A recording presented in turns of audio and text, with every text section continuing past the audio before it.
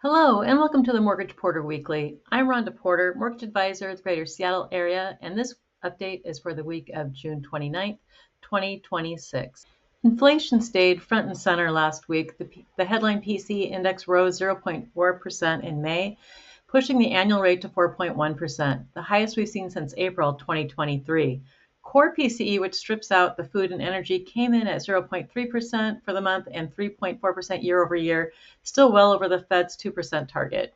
The Fed continues weighing inflation against employment as it looks forward towards future rate decisions. Geopolitical tensions and resilient labor market have added to inflation worries, but oil prices have dropped considerably since May, which could help take some pressure off of upcoming reports. I know I put a little bit of gas in my car yesterday, so I'm kind of playing the market with that. Now, on the housing side, new home sales fell 7.3% in May, landing at their second lowest level in nearly 4 years, a clear sign that affordability is still weighing on buyers. We're seeing that play out locally too. King County closed sales were down year over year in May, and even as active inventory climbed about 17% up compared to a year ago. So while fewer homes are selling, buyers here are getting a little bit more breathing room and negotiating power than what they've had in recent days. So meanwhile, the final read on Q1 GDP showed up the economy grew at 2.1% annualized pace, helped along by continued AI investment and stronger government spending. According to the Optimal Blue Index, the average 30-year fixed rate as of last Friday, June 26, was 6.411%, and that is a slight improvement from what I shared with you last week, and we like to see that trend and want it to continue. But do remember that this index reflects about 35% of mortgage transactions nationwide, and it's based off of an average from lenders who use Optimal Blue when they go in to lock in a rate. And so we don't know how these rates are being priced, if there's points, what somebody's credit scores are, what the loan to value is, or many of the other factors that go into pricing an interest rate. Plus, they're based off of last Friday, so these rates are expired.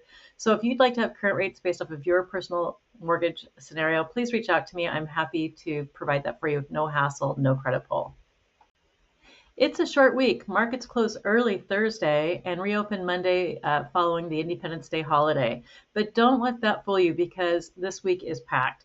Since it's the first week of the month, we also have jobs data on deck, ADP on Wednesday, and the BLS jobs report on Thursday. The market is expecting both to show around 110,000 jobs created, with unemployment holding steady at 4.3%. And markets will continue to be impacted with the conflict in Iran and oil prices.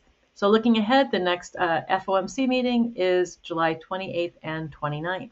Well, it's just before 10 a.m. Pacific time as I prepare this for you, and mortgage-backed securities are currently down about 2 basis points, so markets are pretty flat right now, and with a short week, we could see an uptick in volatility. With changes to the federal student loan repayment programs taking effect July 1st, I want to make sure that you're aware of something important. You can pay off federal student loans through a conforming mortgage, cash out refinance if you own a home, and it won't be priced as a typical cash out refi. So this chart shows the additional price hits added to a cash out refinance.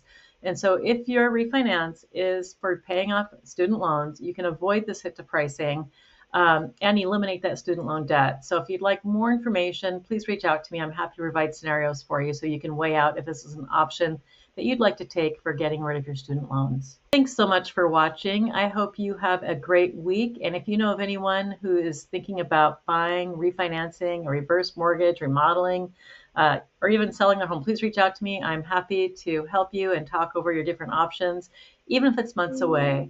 Talk to you soon. Bye-bye.